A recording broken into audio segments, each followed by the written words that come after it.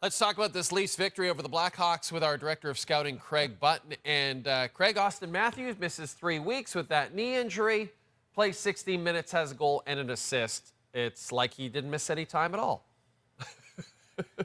Yeah, it looked like that, and certainly it's the nice warm-up game. You know, the Chicago Blackhawks obviously on a back-to-back, you know, a struggling team. So Auston Matthews, you know, can just get in there and play. And certainly right from the opening faceoff, Jay, he did exactly that. He wins the opening faceoff. This is a set play, and William Nylander does a fantastic job in opening up, and just like that, it's 1-0 for the Leafs. But, you know that Auston Matthews is excited about playing, and then this is vintage. You know, catch, whip, release. And Auston Matthews does it like nobody else, and he does it exceptionally well. And when you watch him skate and you watch the power that he plays with, the initiative that he plays with, I mean, not only does he have the brilliant offensive ability, but he's got this power and grace combined in one that makes him such a force in the game. And, you know, if this return to the lineup is any indication about what fans and what the Leafs can expect from Auston Matthews down the stretch, I think it was a great sign. And let's not forget that last year down the stretch, and I'm talking last 25, 28 games, he was on an absolute heater on the way to 60 goals. This looked a lot like the Auston Matthews that's getting ready to heat up to a really significant high temperature.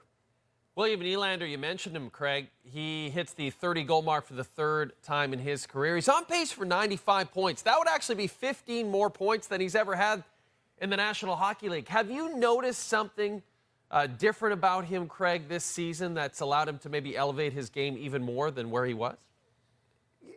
Yeah, here's what I feel about William. I mean, William now is an experienced player. He knows what his capabilities are. He knows the league.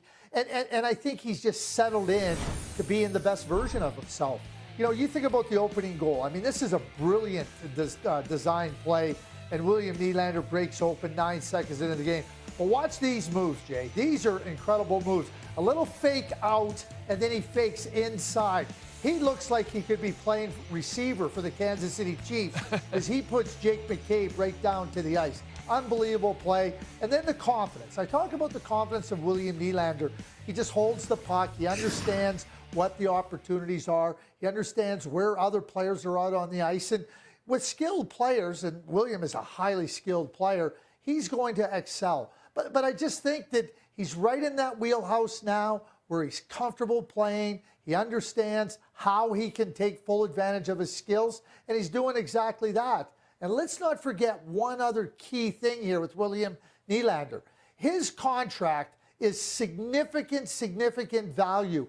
You know, you watch William Nylander play now, and, you know, when he was coming out of his contract and they were talking about the David Pastrnak contract, you know, he right now, in terms of value, outperforming his contract. He is David Pastrnak on David Pastrnak's older contract.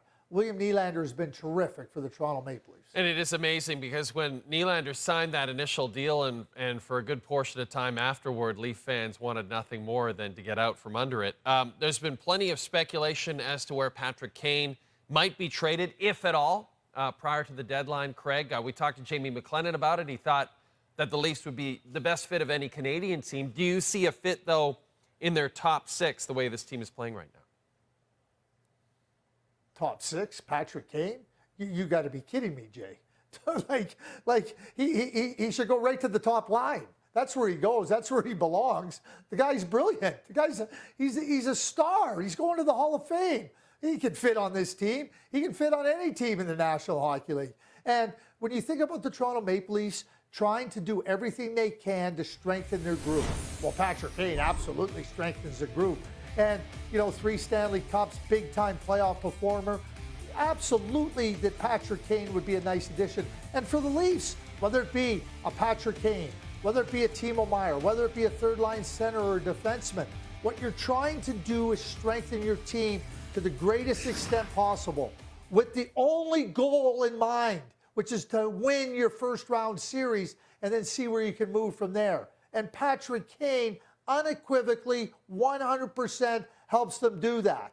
And yes, he would be a good fit anywhere, but I'd put him right on the top line. Michael Bunting, see on the second line. Craig, just hang tight because I want to get into this Oilers-Red Wings game from Wednesday night and get your thoughts on that one. So just hold on one second.